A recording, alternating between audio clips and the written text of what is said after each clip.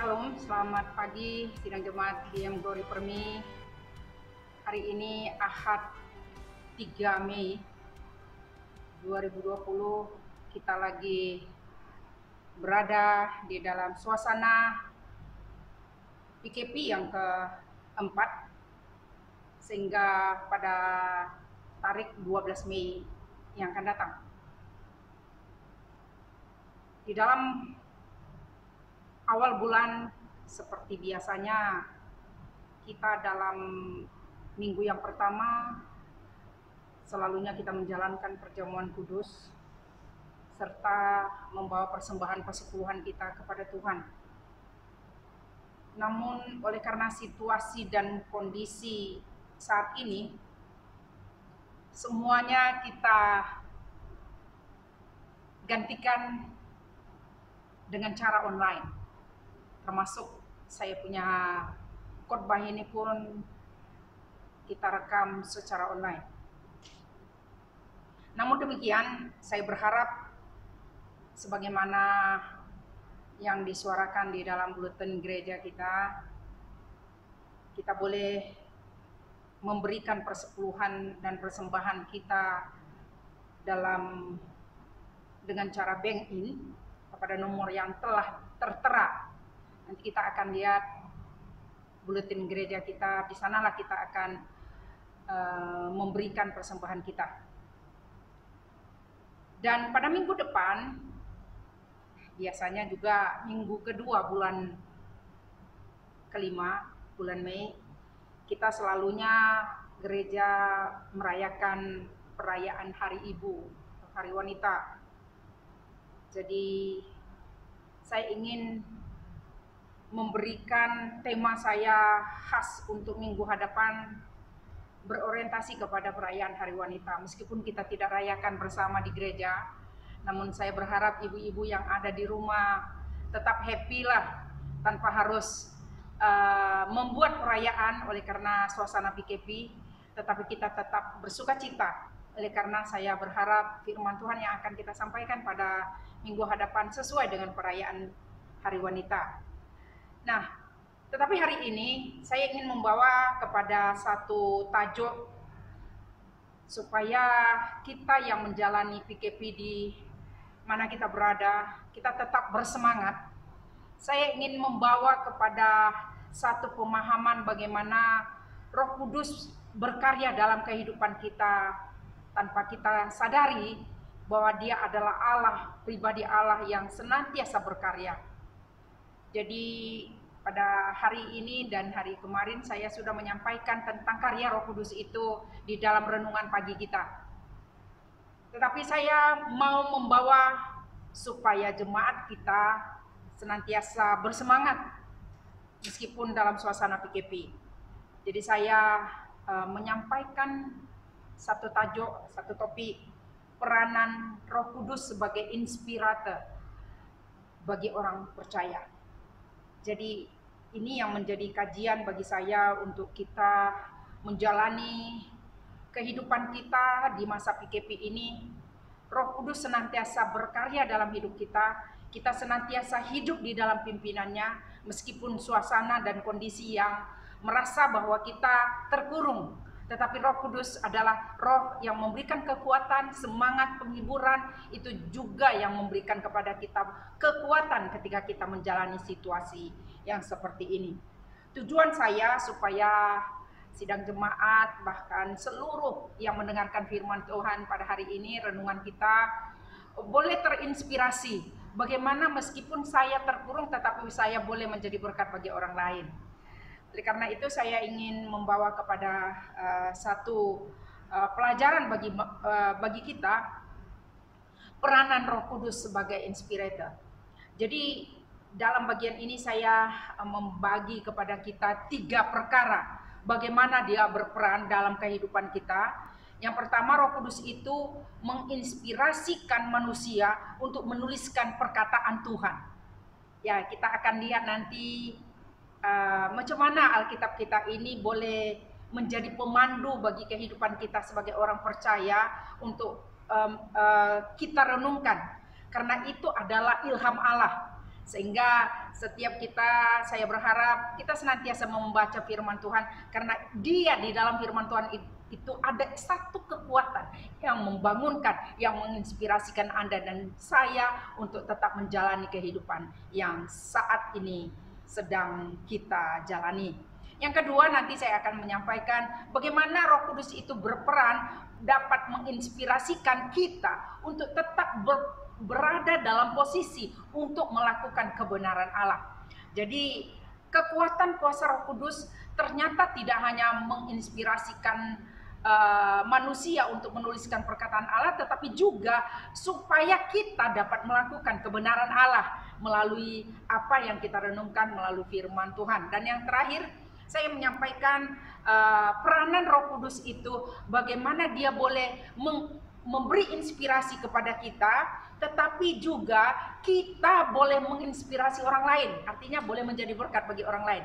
Itulah tugas Roh Kudus sebagai inspirator bagi kehidupan orang percaya. Nah, saudara, mari kita memperhatikan ayat demi ayat yang saya ingin sampaikan. Bagaimana karya Roh Kudus ini di dalam kehidupan manusia yang mampu menginspirasi firman Tuhan menjadi bagian pembacaan kita sampai pada saat ini. Mari kita baca 2 Timotius 3 ayat 16. Di dalam bagian ini dikatakan, segala tulisan yang diilhamkan Allah memang bermanfaat untuk mengajar, untuk menyatakan kesalahan, untuk memperbaiki kelakuan, dan untuk mendidik orang dalam kebenaran.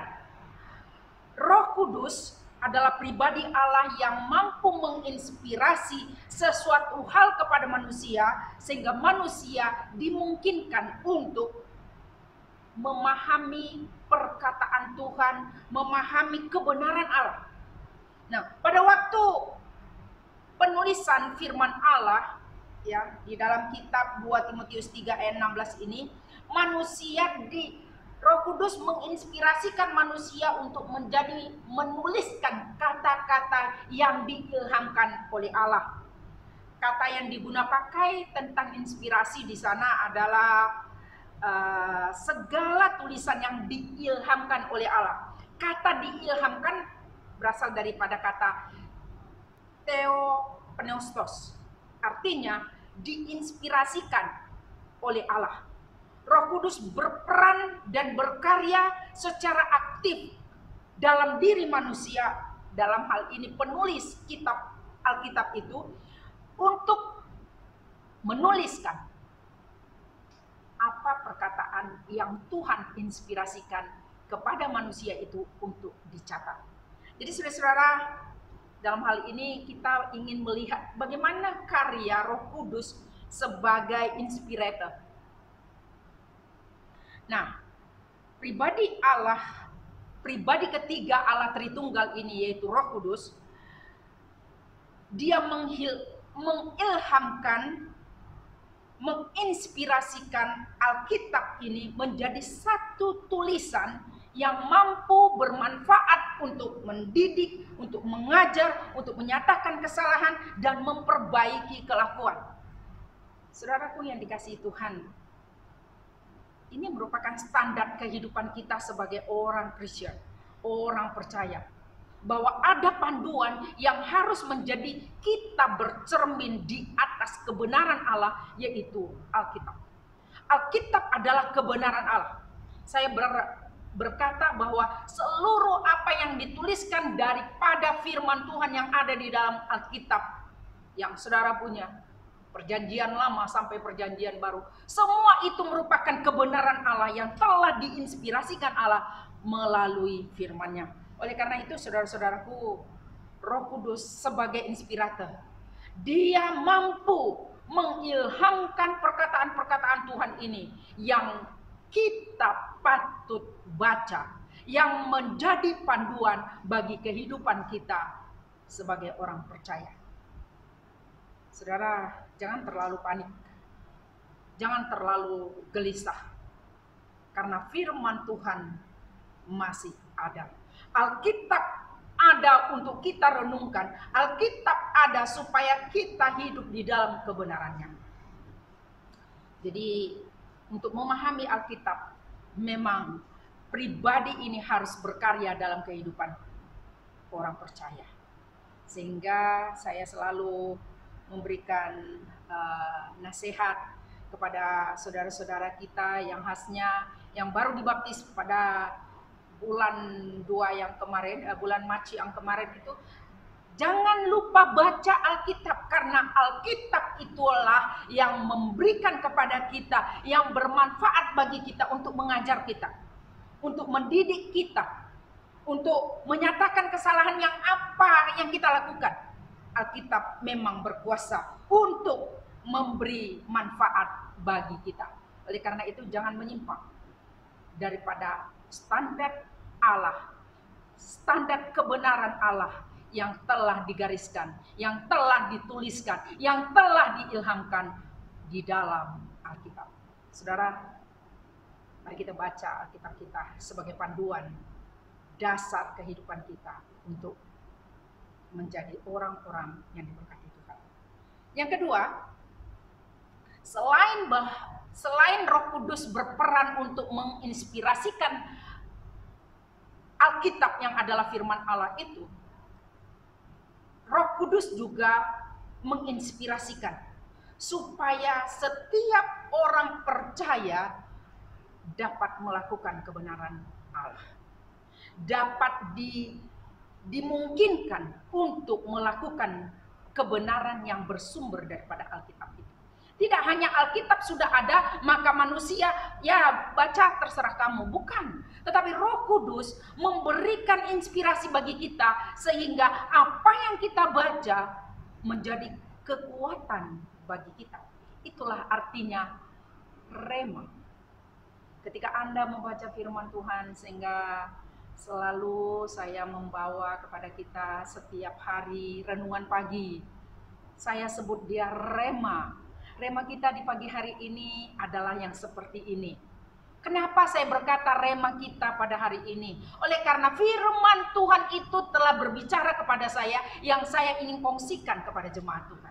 Saudara, Alkitab kita adalah bukan hanya sama dengan kategori Alkitab, kitab-kitab yang ada di luar sana. Bukan. Alkitab kita adalah kebenaran Allah. Alkitab kita adalah tulisan yang diilhamkan oleh Allah sendiri. Sehingga tidak ada kesalahan di sana. Saya ulangi sekali, bahwa Alkitab dituliskan tanpa salah. Oleh karena itu, saudaraku yang dikasihi oleh Tuhan, mari kita berpandu kepada apa yang dikatakan oleh firman-Nya. Karena seluruh kebenaran Allah telah dicatatkan di dalam Alkitab yang adalah kebenaran Tuhan. Saudaraku yang dikasihi Tuhan, ada 3 perkara yang boleh kita lihat bagaimana Roh Kudus berkarya di dalam diri manusia itu untuk mampu melakukan kebenaran Allah. Yang pertama, saya ingin membawa pada saudara kitab Roma pasal 8 ayat 14 yang berkata begini. Semua orang yang dipimpin Roh Allah adalah anak Allah. Sebab kamu tidak memiliki roh perbudakan yang membuat kamu menjadi takut, tetapi kamu telah menerima Roh yang menjadikan kamu anak Allah. Oleh Roh itu kita berseru, ya Aba, ya Bapa. Artinya saudaraku, Allah Roh Kudus menginspirasikan supaya manusia itu menjadi kepunyaan Allah. Dengan karyanya bekerja di dalam diri manusia. Karena ketika kita berkata ya Aba, ya Bapa, Roh itulah yang memungkinkan kita. Roh Kudus itulah yang memberikan suara itu di dalam hati kita, sehingga kita bertobat. Bukan karena saya melayani Anda, kamu harus dibaptis, kamu harus hidup dalam Roh Kudus dan sebagainya. Bukan, kata-kata saya tak punya kuasa, tetapi firman Allah berkuasa untuk mengubah kehidupan manusia. Saudara, itulah peranan Roh Kudus sebagai inspirator bagi kehidupan kita. Yang kedua, Roh Kudus itu juga menolong kita untuk mematikan perbuatan-perbuatan daging yang ada dalam diri kita. Keinginan-keinginan daging yang ada di dalam diri kita. Karena Roh Kudus itu yang tinggal di dalam kita membuat kita sensitif terhadap perbuatan yang tak berkenan di hadapan Tuhan. Dalam ayatnya yang ke-13 dikatakan begini, sebab jika kamu hidup menurut daging, kamu akan mati. Tetapi jika oleh roh kamu mematikan perbuatan-perbuatan tubuhmu, kamu akan hidup.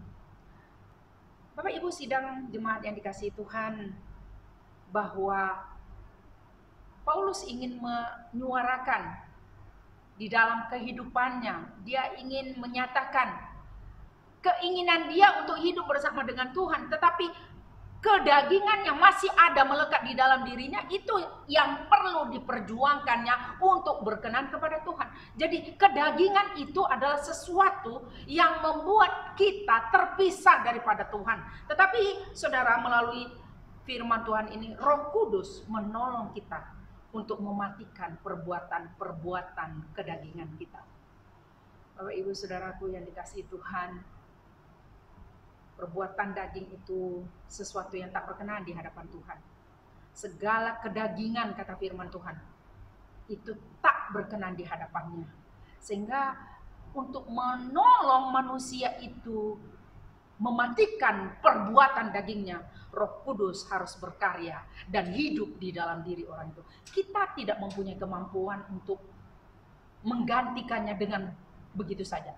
Tetapi Roh Kudus yang adalah pribadi Allah yang tinggal di dalam diri orang percaya menolong manusia untuk melakukan kehidupan yang berkenan di hadapannya, yaitu menciptakan, melahirkan buah Roh Kudus di dalam hidupnya. Galatia 5 ayat 22. Yang terakhir, di dalam peranannya dapat menginspirasi orang percaya untuk melakukan kebenaran adalah Roh Kudus menolong kita untuk berdoa. Ya, meskipun kita dalam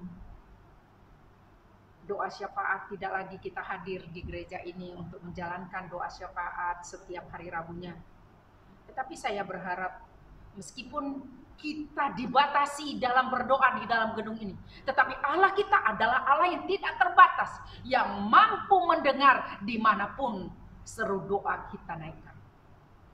Jadi dalam bagian ini Roh itu membantu kita. Dalam kitab Roma pasal 8 ayat 26 dikatakan demikian, saudara. Demikian juga Roh membantu kita dalam kelemahan kita. Sebab kita tidak tahu bagaimana sebenarnya harus berdoa. Tetapi Roh sendiri berdoa untuk kita kepada Allah dengan keluhan-keluhan yang tidak terucapkan. Artinya Roh Kudus itu yang diam di dalam diri kita, menolong kita untuk menyatakan keluhan-keluhan itu yang tidak mampu kita ungkapkan. Roh Kudus sanggup menolong kita berdoa dengan benar terhadap kepada Allah. Jadi saudara-saudara, yang saya ingin sampaikan kepada saudara, bagaimana peranan Roh Kudus itu dalam kehidupan manusia. Yang terakhir, Roh Kudus menginspirasikan manusia, bekerja dalam diri manusia untuk membuat manusia itu juga boleh menginspirasi orang lain.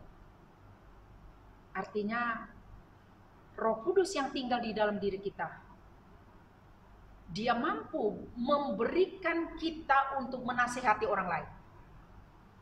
Artinya kekuatan Roh Kudus itu yang tinggal di dalam diri kita mampu membuat kita menginspirasi orang lain. Apa maksudnya, Pastor? Mungkin Anda ingin bertanya. Untuk dapat menginspirasi orang lain, maka kita harus bergantung kepada inspirator, ya kan? Kepada Roh Kudus yang adalah inspirator kita. Jadi di dalam bagian ini memperingatkan kita supaya kita hidup di dalam pimpinan Roh Kudus. Sehingga ketika kita mau membuat orang lain, menginspirasikan orang lain dengan kata-kata kita, maka satu perkara yang harus kita lakukan, kita harus hidup di dalamnya. Ya.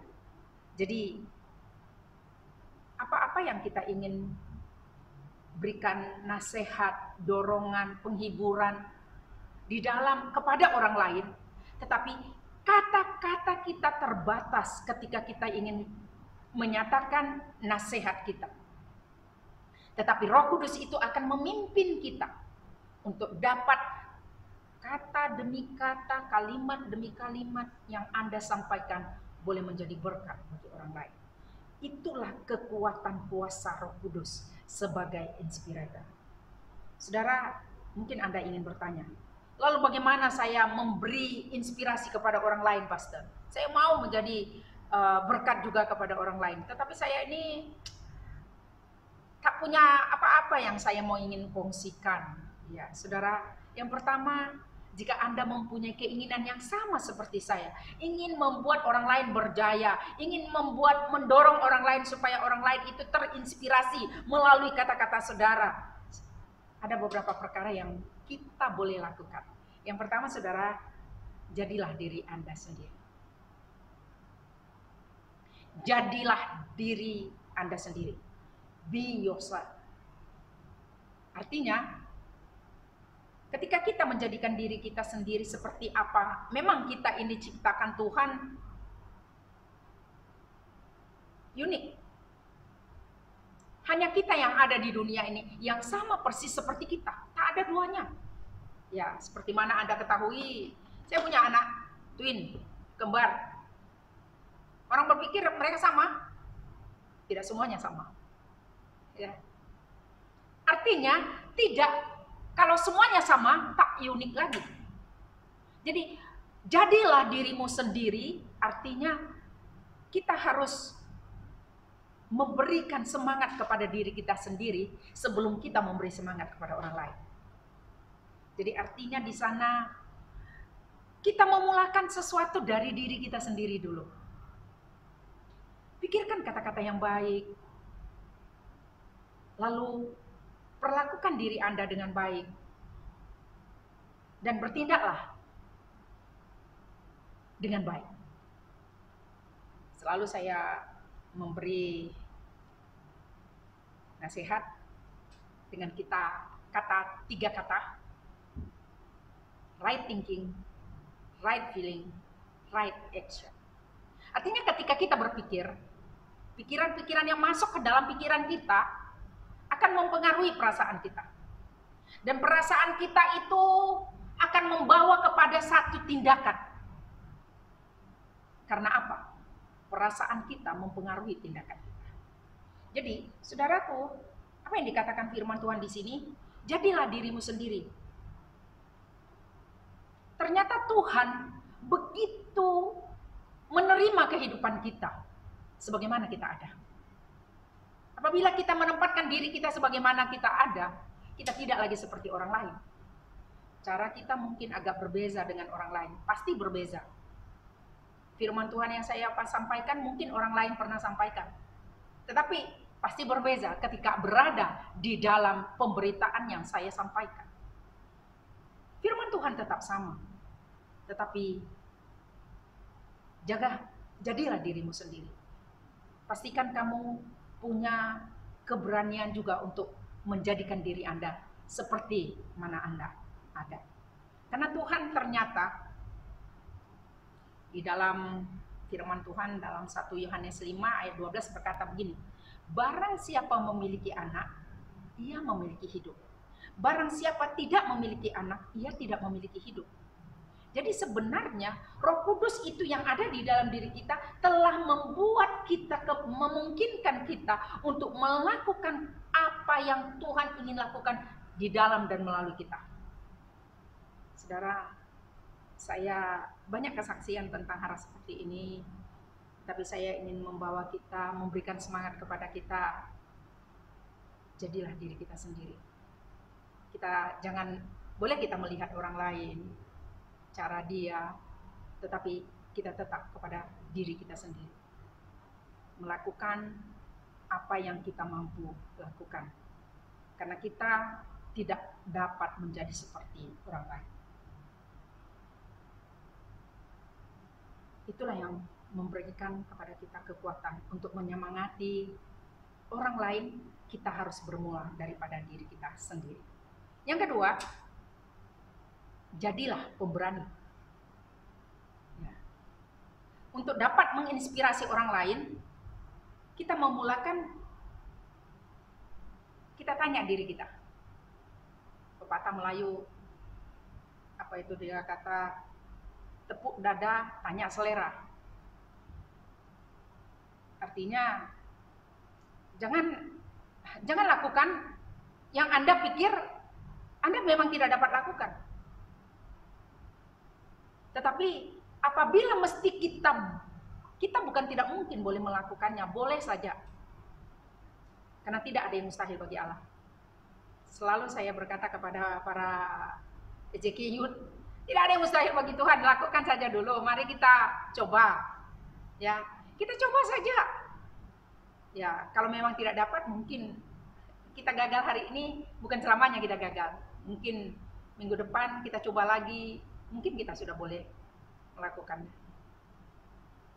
Tetapi satu kekuatan yang saya ingin dorong, kita mesti hidup di dalam Roh Kudus sebagai inspirator tadi. Jika tidak, dia bagaimana kita mendorong orang lain? Ya, jadi beranikan diri kita dulu. Saya banyak pengalaman dengan anggota-anggota jemaat kita yang tadinya tak ada keberanian bagi mereka untuk memimpin di dalam mimbar. Tak beranilah pastor. Tetapi apabila kita beri chance bagi mereka, kita beri peluang bagi mereka, maju saja dulu, kamu belum coba. Jadi ketika kita berikan semangat kepada mereka, mereka akhirnya boleh berani. Ya. Firman Tuhan berkata begini di dalam 2 Timotius 1 ayat 7, sebab Allah memberikan kepada kita bukan roh ketakutan, melainkan roh yang membangkitkan kekuatan, kasih, dan ketertiban. Artinya ketika kita mendorong orang lain, kita harus pastikan bahwa saya mendorong kamu dengan penuh kasih. Saya mendorong kamu supaya kamu kuat. Saya mendorong kamu supaya kamu disiplin. Kira-kira demikian. Saudara-saudara, saya berharap Roh Kudus yang adalah inspirasi kita, inspirator kita, dapat memberikan kita semangat untuk menjadi berani. Bahkan kalau boleh berani memerangi COVID-19. Kira-kira demikian ya. Artinya keberanian itu bukan tiba-tiba terjadi, enggak. Saya suka membaca buku John Maxwell yang berjudul Berani Bermimpi. Ya. Sebenarnya apa yang diminta? Supaya melalui buku itu sebenarnya waktu saya baca, kita harus mengandalkan kuasa Roh Kudus sebagai inspirator kita untuk menjadikan kita tidak tinggal di dalam zona nyaman. Ada kalanya kita senang betul dengan zona nyaman yang ada ini. Sudah 2 bulan kita tidak ada kegiatan, mungkin jadi senang kita. Jadi saya nak bangun pagi itu ya tak ada kerja, boleh saja bangun pukul 8, pukul 9, ya kan. Tetapi bagi pemikiran saya itu sesuatu yang rutin kita lakukan. Berdoa pagi, baca firman. Jadi tanpa harus meskipun tak bekerja, tidak melakukan kegiatan ke depan, tetapi berhubungan dengan Tuhan sebagai Roh Kudus sebagai inspirasi kita senantiasa diingatkannya untuk berhubungan dengan Dia. Ada hubungan intimasi dengan Tuhan. Jadi saudara-saudara, saya berharap meskipun berada dalam keadaan yang seperti yang kita alami pada saat ini, tapi marilah kita memotivasi diri kita, menjadikan kita orang yang berani maju, ya, sehingga kita boleh tampil berbeza. Itu yang terakhir, making a difference, membuat perbedaan. Artinya ketika kita bergantung penuh kepada kuasa Tuhan, memang Roh Kudusnya akan membuat kita sesuatu yang baru. Apa kata Paulus? Dalam 2 Korintus 5 ayat 17, siapa yang ada di dalam Kristus, dia adalah ciptaan yang baru. Yang lama sudah berlalu, yang baru akan datang. Artinya jangan tinggal di masa lalu. Ada lagu yang mengatakan, ku mau tetap tinggal di sini. Ya, sebenarnya lagu itu bagus. Tetapi jangan mau tinggal di tempat yang tak berkenan di hati Tuhan. Maju, buat perbezaan. Kehidupan kita senantiasa harus berubah. Saya pun mengalami perubahan selama 2 bulan ini. Saya rasa berat badan saya bertambah. Ya, paling tidak berubah juga, ya kan? Ada berbeda. Saya malu juga nanti pada waktu habis PKP ini, wah, ibu pastor besar juga sudah. Ya, tak apa. Yang penting sehat. Jadi cara kita harus melakukan perubahan, perbedaan, ya. Tentu kita mungkin berpikir bagaimana kita supaya berbeza, ya. Memberi inspirasi kepada orang lain pasti membuat orang lain itu menjadi, ya, paling tidak dia menjadi dirinya sendiri. Dia boleh berani dan dia ada perubahan di dalam hidupnya. Kalau dulu dia perokok, sekarang tidak lagi. Kalau dulu dia peminum, sekarang tidak lagi. Kalau dulu dia penjudi, sekarang tidak lagi. Kira-kira demikian. Itu ada perbedaan. Saudara, ini yang merupakan satu hal bagi kita. Pentingnya kita hidup di dalam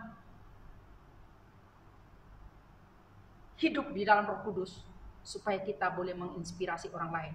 Sehingga orang lain dapat datang menghampiri hadiratnya dengan penuh kesyukuran. Karena itulah kehendak Tuhan. Saudara, hindari orang-orang yang tak memberikan inspirasi bagi kamu. Tinggal di tempat yang dulu kamu sudah tinggal di sana bertahun-tahun, tapi kamu masih mau tinggal di dalam hidup yang seperti itu. Tolong, meskipun PKP tahun ini kita sudah hampir 2 bulan lebih, tetapi mari kita tinggalkan segala hal yang menjauhkan diri kita dari Tuhan.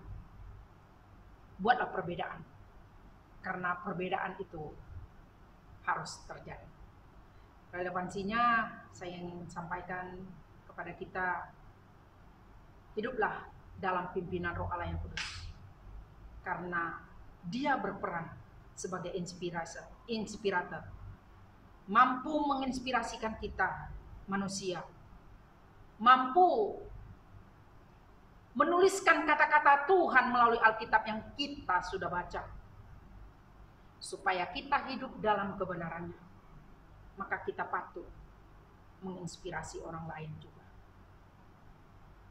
Meskipun mungkin ada di antara kita belum ada di tahap yang sama seperti yang saya katakan, menginspirasi orang lain, memberikan dorongan, memberikan nasihat, memberikan penghiburan. Tetapi pertanyaan saya, adakah Anda bersedia untuk tinggal dan hidup di dalam pimpinan Roh Allah yang kudus? Karena ketika Anda diam di dalamnya, hidup di dalamnya, maka Anda pun akan dapat diguna pakai sebagaimana Tuhan menghendakinya. Dan marilah kita membuat perubahan di dalam kehidupan kita. Karena yang Tuhan minta daripada diri Anda adalah Anda menginspirasi orang lain. Karena itulah tujuan hidup kita, untuk menjadi berkat bagi orang lain sampai selama-lamanya. Tuhan memberkati kita. Mari kita berdoa. Bapa di sorga, kami bersyukur karena kami boleh mendengarkan firman Tuhan ini. Dan kami rindu supaya kami yang hidup pada hari ini tetap hidup di dalam pimpinan Roh Allah yang kudus. Sehingga ketika kami menjalani kehidupan, kami tetap bergantung kepada kuasa Allah. Karena kuasa-Mu itu sempurna adanya. Meteraikan firman-Mu ini di dalam kehidupan kami. Sehingga pada minggu-minggu yang akan datang ini Tuhan, kami sudah mengalami perbezaan. Tidak sama lagi kehidupan kami seperti apa yang semula kami lakukan. Kami mau mengandalkan kuasa Roh Kudus untuk kami berjalan bersama-sama dengan Yesus. Di dalam nama-Mu kami sudah berdoa dan bersyukur. Amin. Shalom dan selamat pagi jemaat Tuhan. Selamat datang ke ibadah raya online kita pada pagi ini 3 April 2020. Mari kita sama-sama memuji dan menyembah Tuhan kita. Haleluya. Haleluya Tuhan Yesus. Kami datang menyembah-Mu pada saat ini Tuhan. Bersyukur atas setiap kebaikan-Mu Tuhan. Oh,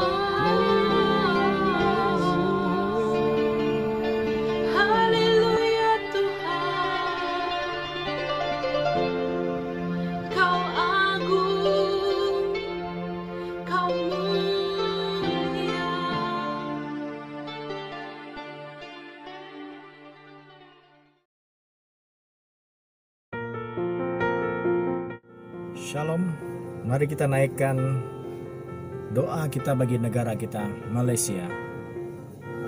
Haleluya. Syukur untuk setiap rencanamu dan rancanganmu yang mulia. Dalam satu tubuh kami bersatu menjadi duta kerajaan-Mu. Ku ucapkan berkat atas Malaysia, biar kemuliaan Tuhan akan nyata bagi bangsa ini. Kami berdiri dan membawa doa kami kepadamu. Sesuatu yang besar pasti terjadi dan mengubahkan negeri kami.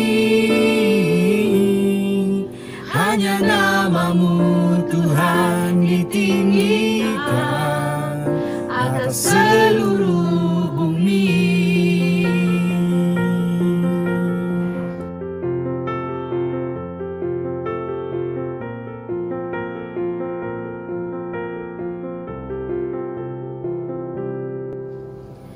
Kami rindu melihat Malaysia pulih dari semua masalah, hidup dalam jalan kebenaran-Mu,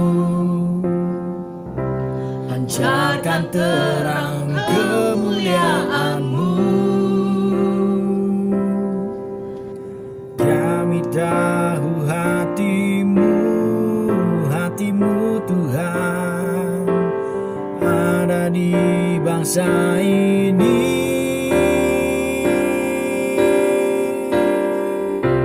Bagi bangsa ini kami berdiri dan membawa doa kami kepadamu.